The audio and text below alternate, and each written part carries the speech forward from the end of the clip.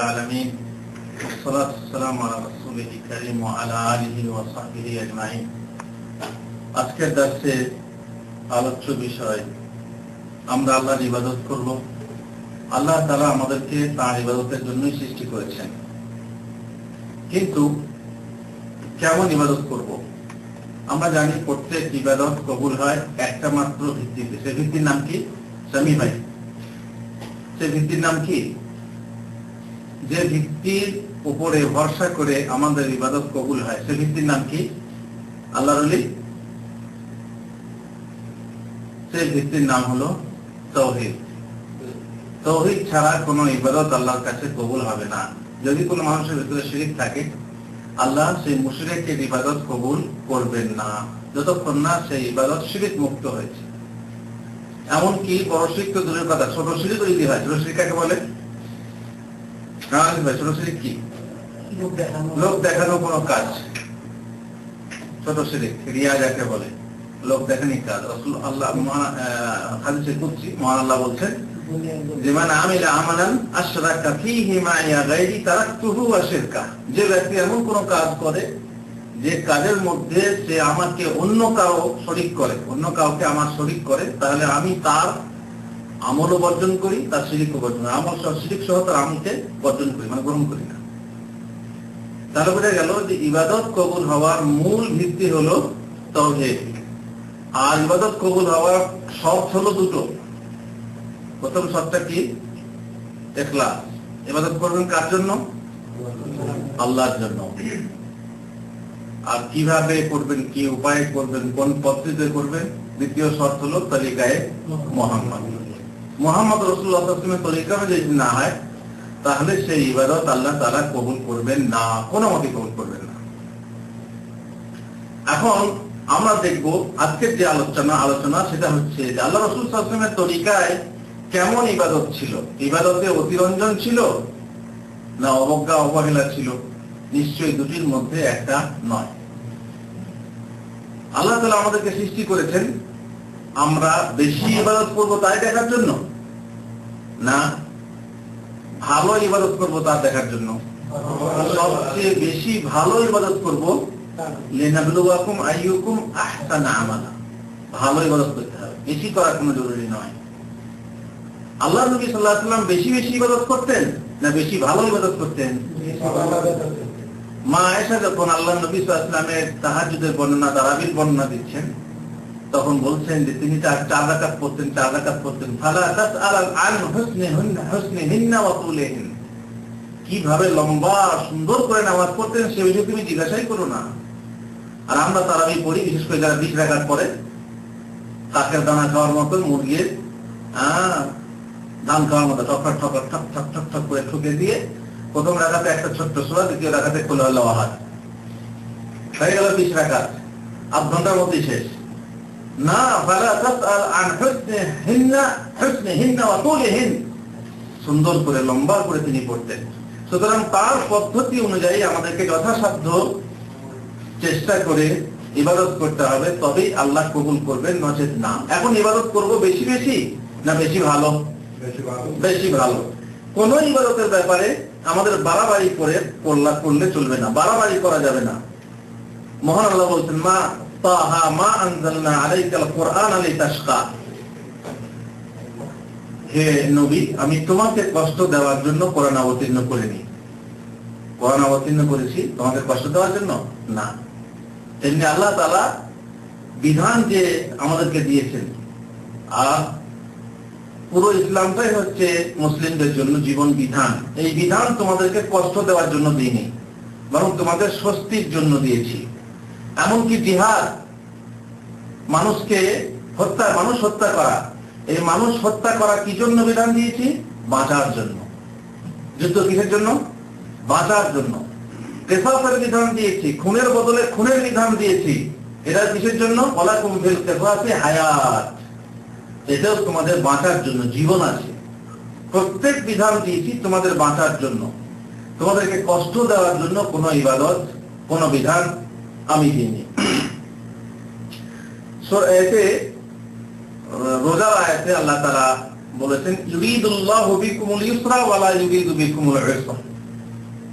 আল্লাহ তাআলা রোজা ফরজ করেছেন ঠিকই, আইয়ামুম মাদুদাত, কিন্তু যদি কেউ অসুস্থ হয় অথবা সফরে থাকে তাহলে কি তাকে রোজা রাখতে হবে?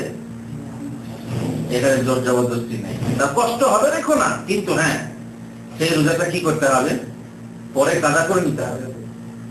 ইউরিদুল্লাহু বিকুমুল ইউসরা, আল্লাহ তোমাদের সাথে আসানি চান, সরলতা চান, সহজতা চান। ওয়ালা ইউরিদু বিকুমুল উসরা, তোমাদের সঙ্গে কাঠিন্য চান না, কঠিনতা চান না। তোমাদের সঙ্গে কঠিনতার সাথে তোমাদের কাছ থেকে ইবাদত আদায় করব, উদ্দেশ্য তা নয়, বরং সহজভাবে তোমরা যাতে ইবাদত করতে পারো তার ব্যবস্থা দেওয়া হয়েছে, বিধান দেওয়া হয়েছে। এবারে শুনুন মুহাম্মদ রাসূলুল্লাহ সাল্লাল্লাহু আলাইহি ওয়াসাল্লামের পদ্ধতিতে ইবাদত কেমন ছিল। মা আয়েশা রাদিয়াল্লাহু আনহা বলছেন, নবী সাল্লাল্লাহু আলাইহি ওয়াসাল্লাম দাখালা আলাইহা ওয়া ইনদাহা ইমরাআহ, একবার আল্লাহ নবী সাল্লাল্লাহু আলাইহি ওয়াসাল্লাম আয়েশার কাছে এলেন, তার কাছে একটা মহিলা বসেছিল। কালা মান হাযিহি, রাসূলুল্লাহ সাল্লাল্লাহু আলাইহি ওয়াসাল্লাম বললেন, মেয়েটি কে?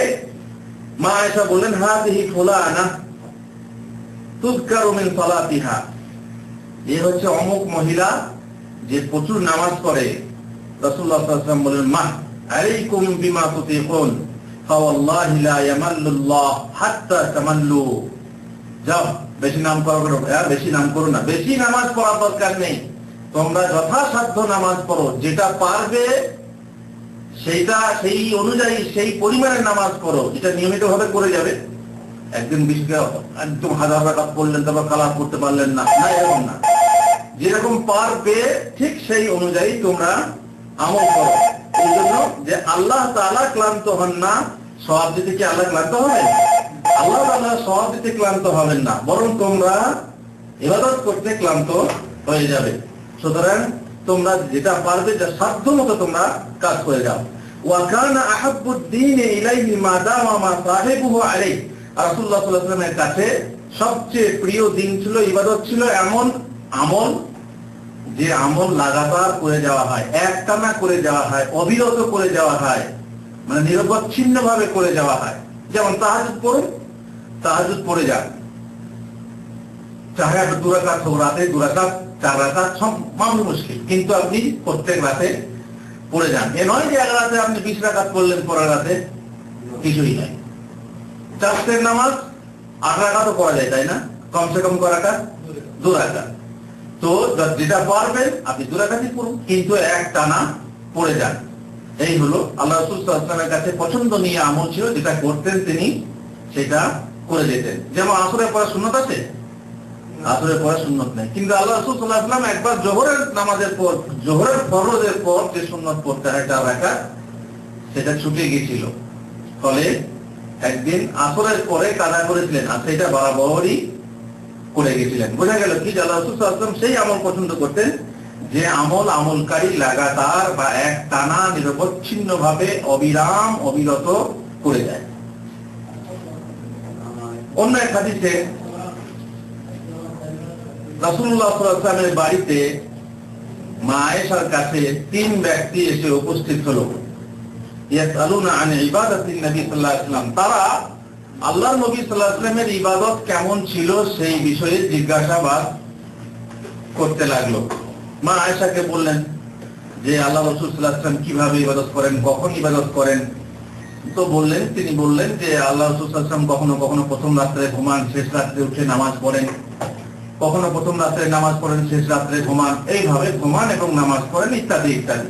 কোনদিন রোজা রাখেন, কোনদিন রোজা ছাড়েন। এই 3 জন সাহাবী ভাবলেন, আইনা নাহনু মিনান নবী সাল্লাল্লাহু আলাইহি ওয়াসাল্লাম ওয়াকাদ গাফারা লাহু মা তাকাদ্দামা মিন যানবিহি ওয়া মা তাআখা, আমরা কোথায় আর নবী সাল্লাল্লাহু আলাইহি ওয়াসাল্লাম কোথায়? আমাদের সাথে তার কোনো সাথ নেই, তার তো আগেকার পিছেকার সমস্ত গুনাহ, মাথার তো গুনাহ নেই, আর আমরা তো গুনাহগার বান্দা। সুতরাং তার সাথে আমাদের তুলনা হয় না, তার সাথে আমাদের তুলনা হয় না। অতএব একজন বলল কি, আম্মা আনা ফাউসাল্লিল লাইলা আবাদান, আমি সারা রাত নামাজ পড়ে যাব, সারা রাত ঘুমাবো না। দ্বিতীয়জন বলল, আনা আসুমুদ দাহরা আবাদান ওয়ালা উফতির, আমি প্রত্যেক দিন রোজা রাখবো, কোন দিনই আমি রোজা ছাড়া থাকবো না। তৃতীয় জন বলল আনা আতাজিলুন নিসা ফালা তাজাওয়াজু আবাদান, আমি মহিলা থেকে দূরে থাকবো, সুতরাং মহিলার কাছে যাব না বা বিবাহই করব না। তিন ব্যক্তি তিন রকম বললো। মা আয়েশা শুনলেন। রাসূলুল্লাহ সাল্লাল্লাহু আলাইহি ওয়াসাল্লাম বাড়িতে এলে তিনি খবর দিলেন যে এই তিন ব্যক্তি এসে এই কথা বলেছে।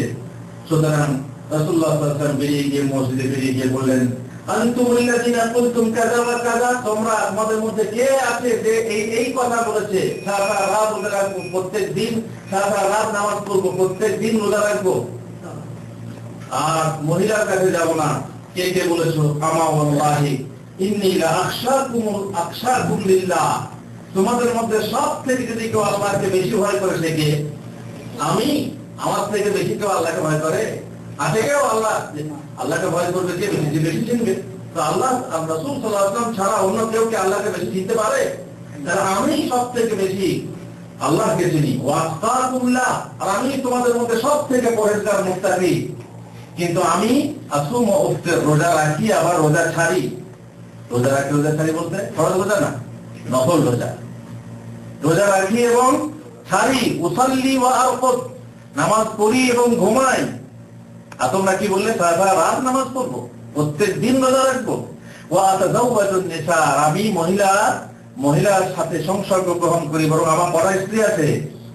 এখন আপাতত 9টা, একসঙ্গে 9টা স্ত্রী ছিল আল্লাহ রাসূল সাল্লাল্লাহু আলাইহি ওয়াসাল্লামের।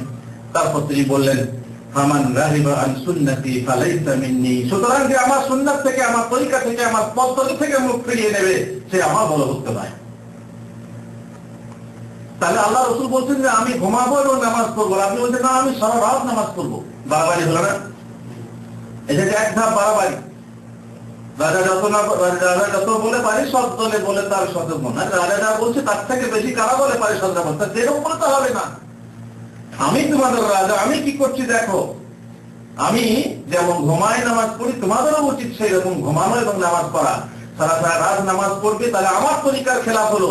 অথচ আমি আল্লাহকে বেশি ভয় করি, আমি বেশি পরহেজগার, বেশি মুত্তাকি, আমি বেশি মারেফত রাখি। সুতরাং আমার তরিকা ছেড়ে যদি তোমরা যাও তাহলে তোমরা আমার দলভুক্ত নও।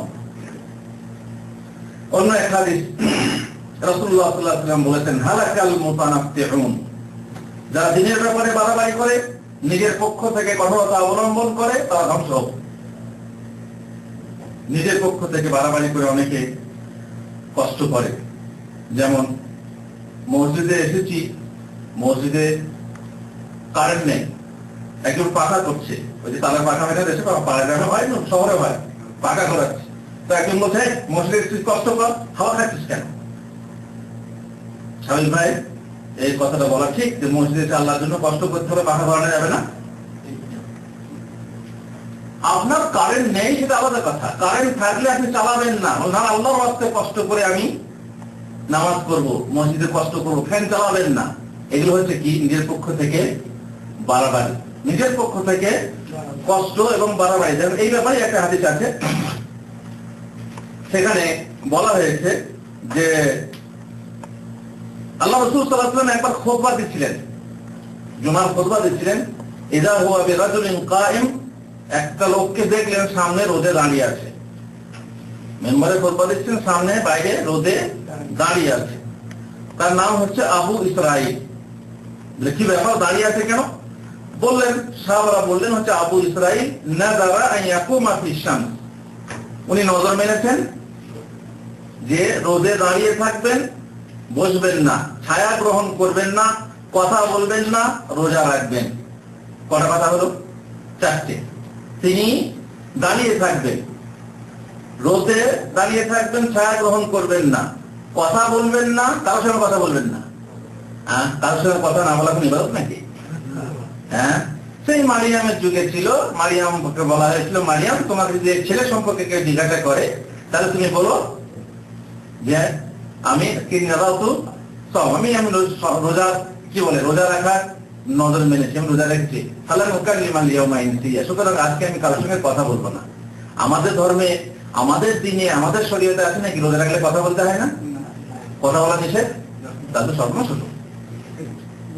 এই ব্যক্তি রোজা রেখেছে বলতে কারোর সঙ্গে কথা বলবে না, আবার সূর্যের তাপে রোদে দাঁড়িয়ে থাকবে, মানে কত কষ্ট করবে আল্লাহর জন্য।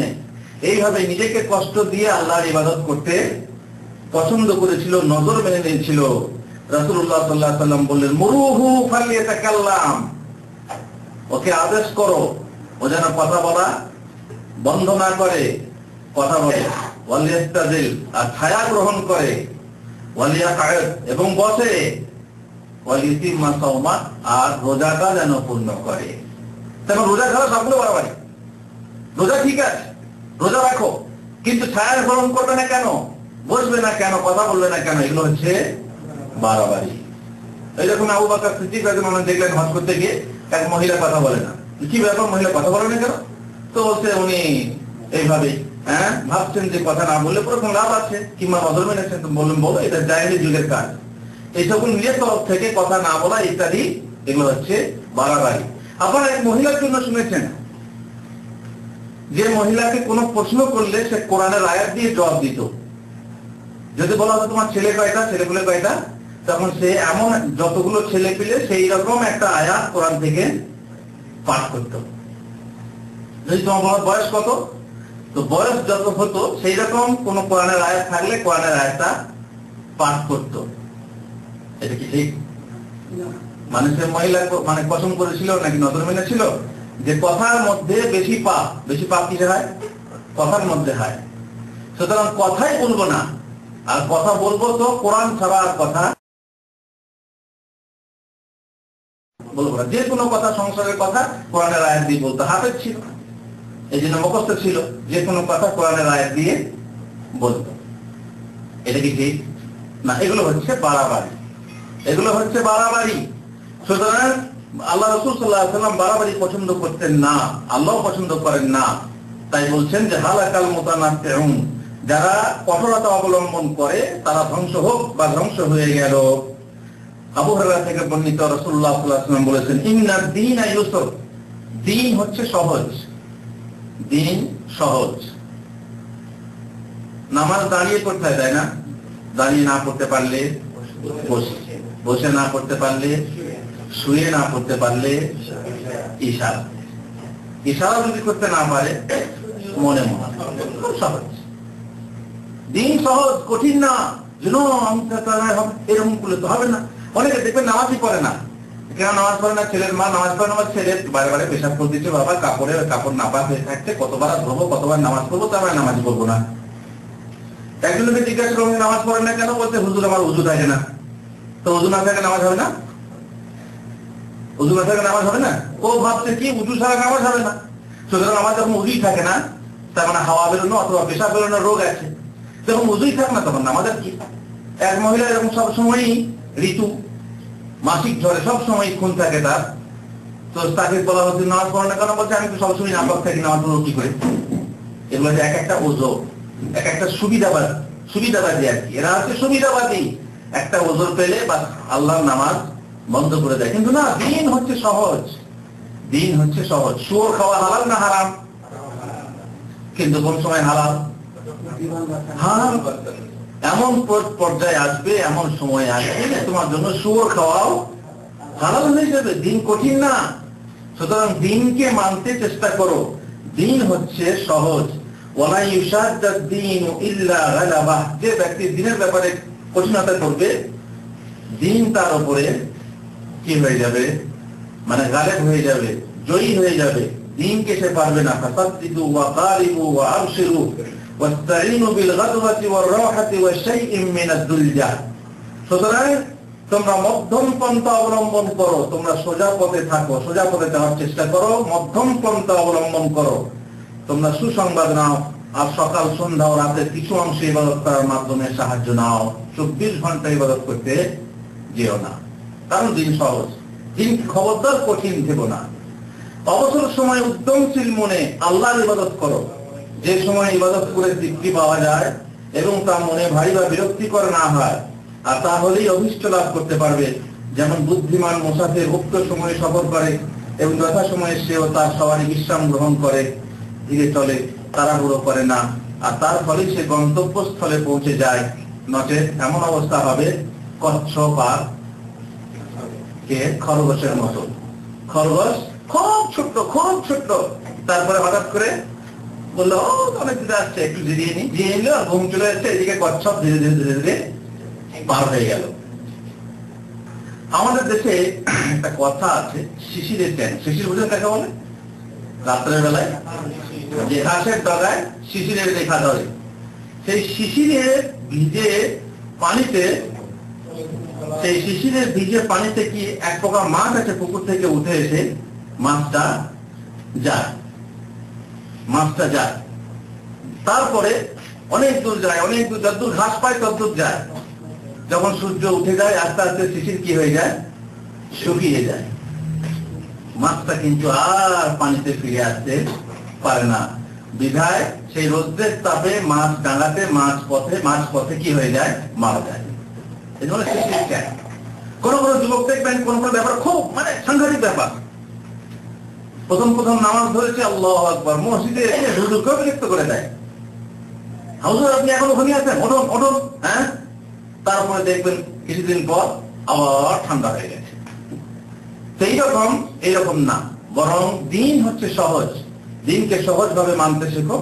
মুসাফির যখন পথ চলে, তার সবারই সহ পথ চলে, আর সময় মতো চলে, আর সময় মতো কি করে রেস্ট নেয়, বিশ্রাম নেয়। তার যে সবারই আছে সে সবারইকে পানি খাওয়ায়, ঘাসে চড়ায়, ইত্যাদি ইত্যাদি, আবার চলতে থাকে। এইভাবে যে চলবে সে চলতে পারবে, পৌঁছতে পারবে। আর যে একটা মাস চলার চেষ্টা করবে কষ্ট করে, যে আগে পৌঁছাবো, সে কিন্তু মাস পথে আটকে যাবে, চলতে পারবে না। আনাস থেকে বর্ণিত, তিনি বলছেন, দাখালান নবী সাল্লাল্লাহু আলাইহি ওয়াসাল্লাম মসজিদ ফাইযা হাবলুন মামদুদ বাইনা সারিয়াতাইন। মসজিদে ঢুকে দেখলেন দুই খাম্বা বা দুই স্তম্ভের মাঝখানে একটা দড়ি বাঁধা আছে, রশি বাঁধা আছে। তো জিজ্ঞাসা করলেন, এই রশিটা কার, কি ব্যাপার? তো লোকেরা বললো, বা সাহাবারা বললেন, হাযা হাবলুল লিযায়নাব, এই রশিটা হচ্ছে যায়নাবের। যায়নাব নামাজ পড়ে, এই তারপর যখন দাঁড়িয়ে থাকতে থাকতে থাকতে থাকতে পাটা এলে যায়, ক্লান্ত হয়ে যায়, তখন রশিতে এইভাবে লটকে যায়। আপনারা কি মনে করেন, এরকম নামাজ পড়বেন? এরকম নামাজ রাসূলুল্লাহ সাল্লাল্লাহু আলাইহি ওয়াসাল্লাম বলছেন, যখন তোমরা তাহাজ্জুদের নামাজ পড়ো, নামাজ পড়তে পড়তে দেখছো কোরআন পড়ছো, আলহামদুলিল্লাহ, কি বলতে বলতে কি বলছো জানছো না, তখন তোমরা শুয়ে পড়ো, শুয়ে পড়ো। তার কারণ এমনও হতে পারে যে তুমি আস্তাগফিরুল্লাহ বলতে গিয়ে হয়তো বা কি করবে, নিজেকে গালি দিয়ে বসবে।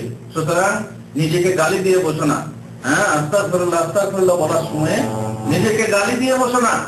তো তোমরা যদি যখনই দেখবে কষ্ট হচ্ছে, তখন কি করো, শুয়ে পড়ো, খালাস। আর এই করে তিনি করছেন কি, যখনই কষ্টবোধ হচ্ছে রশিদে আটকে দিচ্ছে, তবুও নামাজ ছাড়ছেন না। এটা বাড়াবাড়ি না? রাসূলুল্লাহ সাল্লাল্লাহু আলাইহি ওয়াসাল্লাম কি বললেন, ফাইদা ফাতারা তাআল্লাকা বি, ফাকাল নবী সাল্লাল্লাহু আলাইহি ওয়াসাল্লাম, হলো এটা খুলে ফেলো, রশিদা খুলে ফেলো। লিইউসাল্লি আহাদুকুম নিশাফা ফাইদা ফাতারা ফালিয়ারকুদ। যতক্ষণ সে মনের মধ্যে শক্তি পাবে, মনের মধ্যে বল পাবে, সে ততক্ষণ নামাজ পড়ো। যখন সে দুর্বলতা অনুভব করবে, সে যেন তখনই শুয়ে যায়। খুলে ফেলে দেখতে নেই হচ্ছে বাড়াবাড়ি। সুতরাং ইবাদতের ব্যাপারে আমাদের বাড়াবাড়ি করা উচিত না। এরকম বাড়াবাড়ি আমাদের দেশে দেখবেন, এরকম বাড়াবাড়ি দেশে দেখবেন। ওরা বলে কি, আল্লাহ এমন করে জিকির করে, লোকে দেখে পাগল বলে। হায় হায় হায়, জিকির করার কি অবস্থা দেখেছেন, নেচে জিকির, চিকিয়ে জিকির, তারপরে আর কি কত রকম হরকতের জিকির, তারপরে পাগলের মতো করে। তা বলে পাগল লোক, হাদিসে আছে পাগল, হাদিস সহি নাকি, তাই তুমি করবে, পাগলের মতো জিকির করতে বলছে। অনেক সময় আবার ন্যাংটা হয়ে জিকির করে, এরা বাজনা বাজিয়ে জিকির করে, আল্লাহ মুস্তান, নেচে নেচে জিকির করে, বলে কুল্লাউযু বিরাব্বিন নাসে, মালিকিন নাসে, রব নাচে, মালিক নাচে, ও মানুষ তোমরাও নাচো। হ্যাঁ, নিয়ে নেচে নেচে নেচে জিকির করো। দেখছেন দলিল, কুল্লাউযু বিরাব্বিন নাসে, মালিকিন নাসে, ইলাহিন নাসে, তোমরাও নাচো, আল্লাহ মুস্তান। এই শ্রেণীর মানুষরা আসলে কি করে, বাড়াবাড়ি করে। এরা জিকির করতে বাড়াবাড়ি করে, নামাজ পড়তে বাড়াবাড়ি করে, কিন্তু শরীয়তে এই শ্রেণীর বাড়াবাড়ি নেই। রাসূলুল্লাহ সাল্লাল্লাহু আলাইহি ওয়াসাল্লাম বলেছেন যে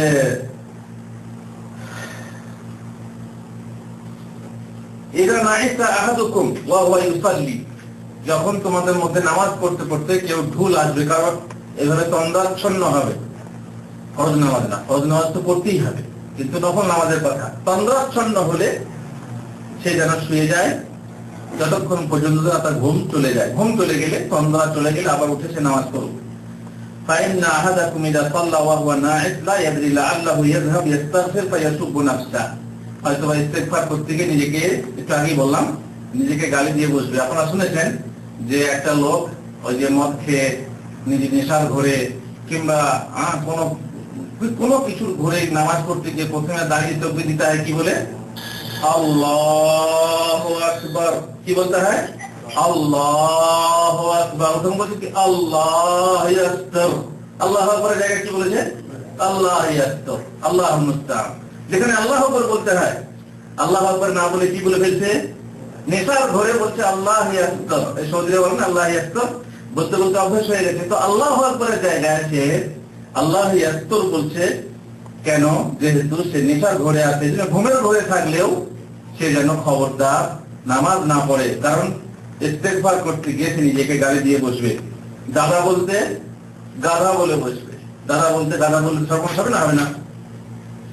আব্দুল্লাহ ইবনে জাবের, আবু আব্দুল্লাহ জাবের ইবনে সামরা বলছেন, কুনতু উসাল্লি মা নবী সাল্লাল্লাহু আলাইহি ওয়াসাল্লাম সালাওয়াত, আমি আল্লাহর নবী সাল্লাল্লাহু আলাইহি ওয়াসাল্লামের বহু নামাজ পড়েছি। ফাকারা সালাতুহু কাসদা খুতবাতুহু কাসদা। জুমার নামাজের ব্যাপারে বলছেন যে তিনি নামাজ পড়তেন মাঝামাঝি, খুতবা দিতেনও মাঝামাঝি। অনেক সাধারণত ইমামরা খুতবাটা লম্বা করে আর নামাজটা ছোট হয়। আর আমাদের দেশে আছে খুতবাটা ওই যে বাবা সাহেবের খুতবা আছে, দেখে দেখে পড়ে দেয় আর তারপরে নামাজটা লম্বা করে। এরকম না, নামাজ যেমন হবে খুতবা মাঝামাঝি হবে, মাঝামাঝি হবে। আল্লাহ নবী সাল্লাল্লাহু আলাইহি ওয়াসাল্লাম এভাবে মাঝামাঝি পড়তেন। এবারে একটা লম্বা হাদিস, সেটা হচ্ছে আবু দারদা, বলা হচ্ছে যে হিজরতের পর মদিনায় সালমান ও আবু দারদার মাঝে ভ্রাতৃত্ব স্থাপন করলেন। ওই যে হিজরতের পরে একে অপরকে ভাই করে দেওয়া হয়েছিল না, তো সালমান আর আবু দারদা দুজন কি হয়ে গেলেন? দিনী ভাই। অতঃপর সালমান একদিন তার দিনী ভাই আবু দারদার সঙ্গে সাক্ষাৎ করতে তার বাড়িতে গেলেন। তিনি আবু দারদার স্ত্রী উম্মে দারদাকে দেখলেন, তিনি মলিন কাপড় পরে আছেন, সাজগোজ নেই।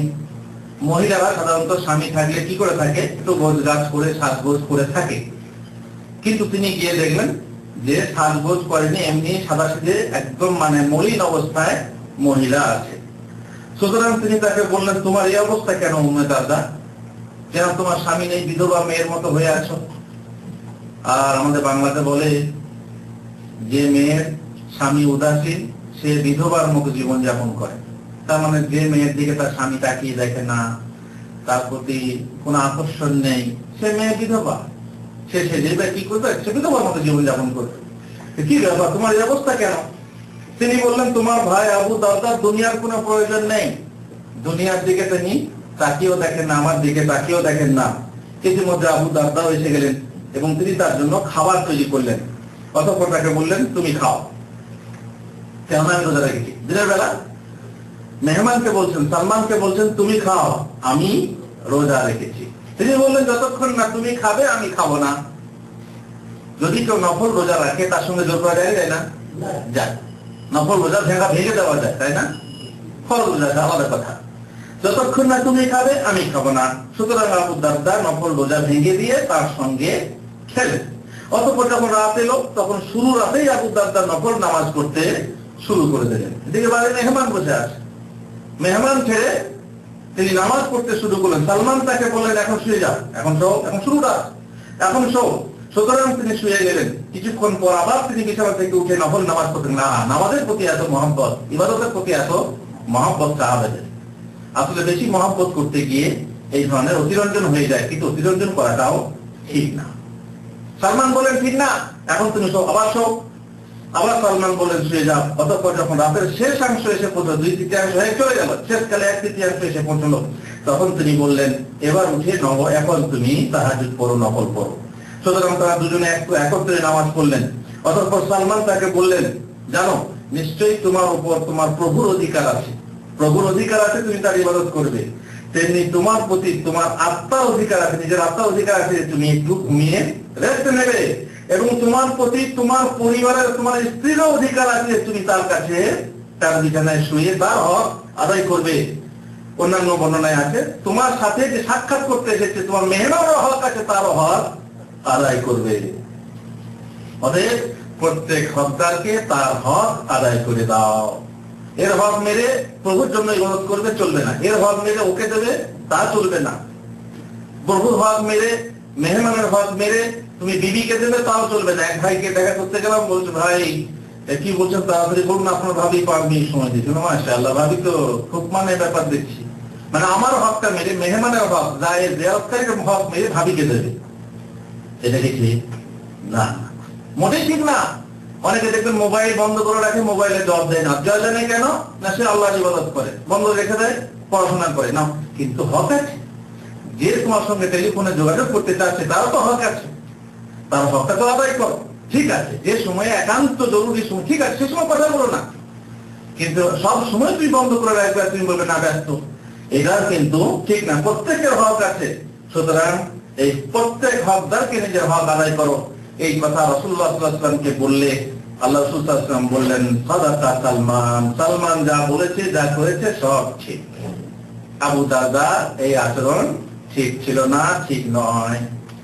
বোঝা গেল কি যে প্রত্যেক দিন রোজা রাখা ঠিক নয়, আর সারা রাত্রি জেগে নামাজ পড়াও ঠিক না, স্ত্রী বর্জন করে নামাজে রত থাকাও ঠিক না। যেমন স্ত্রীরও উচিত না স্বামী ঘরে থাকলে পরে নফল রোজা রাখা, স্বামী ঘরে থাকলে পরে নফল নামাজ পড়া, তাই না? স্বামী অনুমতি দিলে তুমি নফল রোজা রাখো, কারণ যাতে স্বামীর কোনো ক্ষতি না হয়, কষ্ট না হয়। অন্য এক হাদিস, সেখানে হানজালা আবু রবি হানজালা কে রবি রুবাইয়া আল-উসাইদি তিনি বলছেন যে আবু বকর সিদ্দিক রাদিয়াল্লাহু আনহু আমার কাছে এলেন, বললেন হে হানজালা তুমি কেমন আছো? আমি বললাম হানজালা মুনাফিক হয়ে গেছে। আরে হানজালা মুনাফিক হয়ে গেছে। আবু বকর সিদ্দিক জিজ্ঞেস করতেন হানজালা কেমন আছো? তো হানজালা বলছেন হানজালা মুনাফিক হয়ে গেছে। আবু বকর আশ্চর্য হয়ে বললেন সুবহানাল্লাহ, একই কথা বলছো, তুমি মুনাফিক হয়ে গেছো? আমি বললাম এই কথা এই যে যখন আমরা রাসূলুল্লাহ সাল্লাল্লাহু আলাইহি ওয়াসাল্লামের নিকটে থাকি, তিনি আমাদের সামনে এমন ভঙ্গিমায় জান্নাত ও জাহান্নামের আলোচনা করেন যেন আমরা তার স্বচক্ষে দেখছি। অতঃপর যখন আমরা রাসূলুল্লাহ সাল্লাল্লাহু আলাইহি ওয়াসাল্লামের নিকট থেকে বের হয়ে আসি, তখন স্ত্রী সন্তান সন্ততি অন্যান্য পার্থিব কাজ কারবারে ব্যস্ত হয়ে অনেক কিছু ভুলে যায়। আবু বকর সিদ্দিক রাদিয়াল্লাহু আনহু বললেন আল্লাহর কসম আমাদেরও তো এই অবস্থাই হয়, আমাদেরও এই অবস্থা হয়। সুতরাং আমি ও আবু বকর গিয়ে, হানজালা বলছেন আমি ও আবু বকর গিয়ে রাসূলুল্লাহ সাল্লাল্লাহু আলাইহি ওয়াসাল্লামের খিদমতে হাজির হলাম। অতঃপর আমি বললাম হে আল্লাহর রাসূল, হানজালা মুনাফিক হয়ে গেছে। রাসূলুল্লাহ সাল্লাল্লাহু আলাইহি ওয়াসাল্লাম